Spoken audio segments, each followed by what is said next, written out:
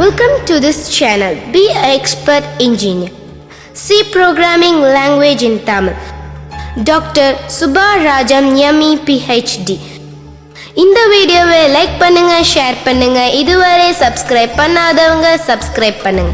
மறக்காம bell button அமுக்குங்க. வாங்க வீடியோக்குள்ள போகலாம். இன்னைக்கு பார்க்க போகிற 11th program to find factorial of a given number. எல்லாத்துக்கும் ஃபேக்டோரியல் எப்படி கண்டுபிடிக்கணும்னு நமக்கு தெரியும். மேனுவல் திங்கிங் வந்து என்னது, ஃபார் எக்ஸாம்பிள் 0 ஃபேக்டோரியலுக்கு என்னது ஆன்சர் வந்து 1. ஞாபகம் இருக்கா? 0 ஃபேக்டோரியல் ஈக்குவல் டு 1. 5 ஃபேக்டோரியல் நம்ம வந்து ஃபார் எக்ஸாம்பிளுக்கு எடுத்துக்கிட்டோன்னா இப்போ வந்து 2 மெத்தடில் நம்ம வந்து பண்ணி ஆன்சர் கண்டுபிடிப்போம் இல்லையா?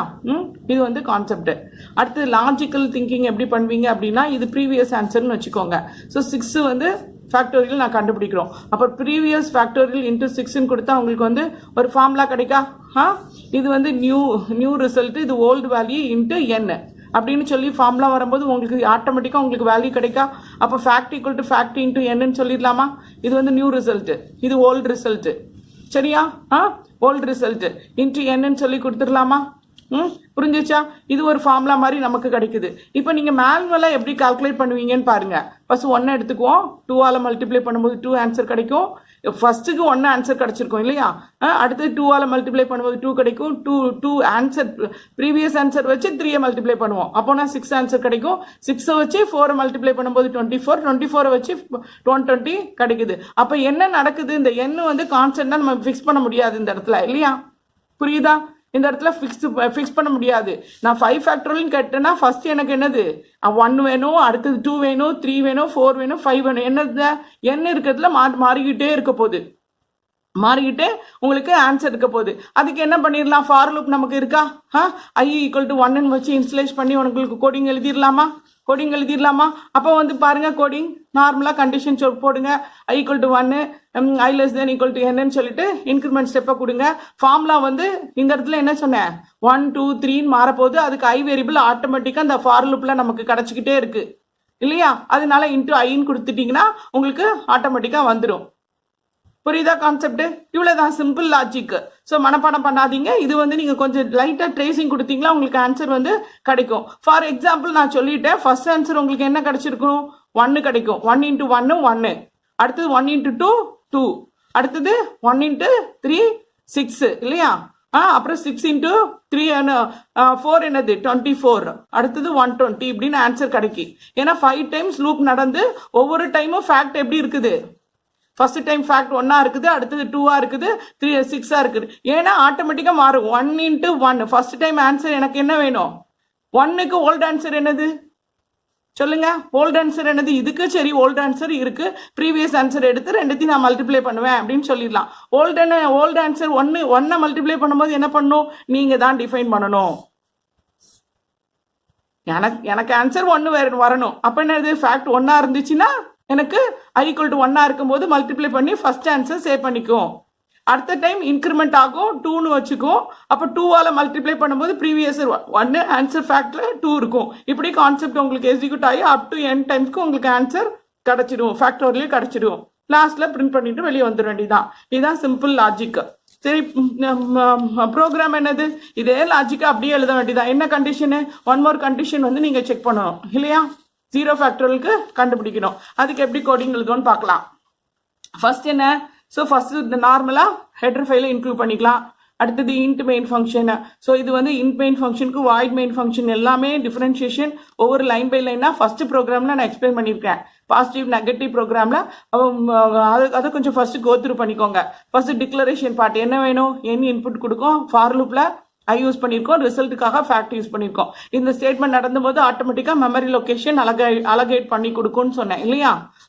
அலகேட் பண்ணி கொடுக்கும். இங்கே இன்ஸ்டலேஷன் கொடுத்துருக்கோம், ஃபேக்ட் வந்து இன்ஸ்டலேட் பண்ணி கொடுத்துரும். ஒவ்வொன்றுத்துக்கும் ஒவ்வொரு லொக்கேஷன் ஒரு நம்பரை வந்து செட் பண்ணி வச்சிருக்கோம், லொக்கேஷனை செட் பண்ணி கொடுத்துருக்கோன்னு சொன்னேன். அடுத்தது என்ன இது? Output screen. இது வந்து இன்புட் ப்ராசஸ்க்காக எண் வாங்குறதுக்கு கொடுங்க. அப்போ இந்த இடத்துல கர்சர் வெயிட் பண்ணிட்டு இருக்கோம். அடுத்த டைம் என்னது? அட்ரஸ் ஆஃப் லொக்கேஷனுக்கு நம்ம வந்து இன்புட் கொடுக்குறோம். உடனே அது லொக்கேஷனை கண்டுபிடிச்சு சேவ் பண்ற மாதிரி கான்செப்ட் சொல்லி கொடுத்தேன். ஸோ இது வந்து இன்புட் ப்ராசஸ்க்காக எண் வாங்குறதுக்காக உங்களுக்கு கான்செப்ட் தெளிவா சொல்லியாச்சு. அடுத்தது என்னது? 2 கண்டிஷன்.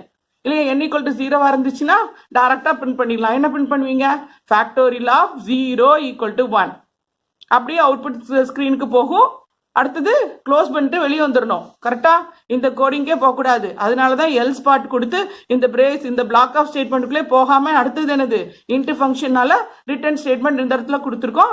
மெயின் அவுட்டு க்ளோஸ் பண்ணிட்டு வெளியே வந்துட வேண்டியதான் concept. Suppose n equal to greater than 1 கொடுத்தீங்க அப்படின்னா நம்ம எல்ஸ் பார்ட்டுக்கு கண்டிஷன் ஃபால்ஸ்னா எல்ஸ் பார்ட்டுக்கு போகிறோம். எல்ஸ் பார்ட்டில் என்னது நம்ம கோடிங்க எழுதியிருக்கிறோம். லாஜிக்ல சொல்லி கொடுத்த கோடிங்க எழுதியிருக்கோம். ஒரே ஒரு ஸ்டேட்மெண்ட் இருந்தா பிரேஸ் யூஸ் பண்ணணும்னு அவசியம் இல்லை. ஆனா பழக்கப்படுத்திக்கோங்க. பிரேஸ் யூஸ் பண்ணி பழக்கப்படுத்திக்கணும். இந்த பிரேஸ்லாம் ரொம்ப முக்கியம். கொஞ்சம் தள்ளி எழுதணும்.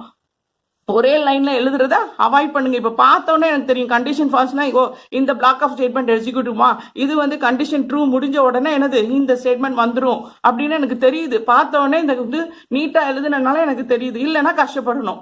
அதான் சி ப்ரோக்ராம் எனக்கு தெரியாது வரல அப்படின்னு சொல்றதுலாம் இதுதான் கான்செப்ட். சரியா? அடுத்த ஸ்டேட்மெண்ட் ஃபேக்டை பிரிண்ட் பண்ணிட்டு வந்துடலாமா? எப்படி எனக்கு அவுட்புட்டை பிரிண்ட் பண்ணிட்டு வந்துடலாமா? அப்போ அவுட்புட் எனக்கு எப்படி வேணும் அப்படின்னா ஃபேக்டோரியல் ஆஃப் 5 ஈக்குவல் டு 120 என்ன கொடுத்துருக்கீங்களோ அதோட ஆன்சர் எனக்கு வரணும். புரியுதா? எனக்கு தெரியாது. அப்போ என்னோட மெமரியில் என்ன சேவ் பண்ணியிருக்கீங்களோ அது இங்கே சப்ஸ்டிட் ஆகும். அது எப்படி எழுதுவீங்க? இந்த இடத்துல 5க்கு பதில் %d 120க்கு பதில் %. ஏன்னா ரெண்டுமே இன்டீஜர் தான். அதனால யூஸ் பண்ணிக்கலாம். பாருங்க factorial of %d equal to %. Within கோட்ஸ்ல அப்படியே வந்து அவுட்புட் போகுமா சொன்னா ஃபர்ஸ்ட் வேரியபிள் என்னது?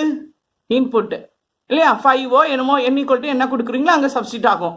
அப்போ 5 கொடுத்துட்டீங்கன்னா 5 வரும். ஈக்குவல் டு ஆன்சர் சப்ஸ்டிட் ஆகும். ஸோ என்கமா அப்படின்னு சொல்லி ஃபேக்டுங்கமான்னு வேரியபிள் நீங்கள் யூஸ் பண்ணீங்கன்னா ஃபர்ஸ்ட் வேரியபிள் ஃபர்ஸ்ட் %dக்கு சப்ஸ்டிட் ஆகும். செகண்ட் வேரியபிள் வந்து %dக்கு சப்ஸ்டிட் ஆகும். இதுதான் கான்செப்ட். க்ளோஸ் பண்ணிட்டு வெளியே வந்துட்டு என்னது ரிட்டர்ன் 0. ஏன்னா இன்ட்டு யூஸ் பண்ணியிருக்கோம். ஃபங்க்ஷன் ப்ரோக்ராம் இது. அதனால return to the operating system close பண்ணிட்டு நம்ம வெளியே வந்துடலாம்.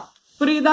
இது ஒரு சிம்பிள் கான்செப்ட் தான். ஃபேக்டோரியல் ஆஃப் நம்பர் ஒரு கிளியர் ஐடியா கிடைச்சிருக்கு. ஏன்னா இங்க ரெண்டு கண்டிஷன் நமக்கு அதை ஞாபகம் வச்சுக்கணும். n ஈக்குவல் டு 0 ஆன்சர் இருக்கு ஃபேக்டோரியல் பொறுத்த வரைக்கும். பத்தியா? கிரேட்டர் தென் 0 கான்செப்ட் இருக்கு. ஒரு கிளியர் ஐடியா கிடைச்சிருக்குன்னு நினைக்கிறேன். தேங்க்யூ.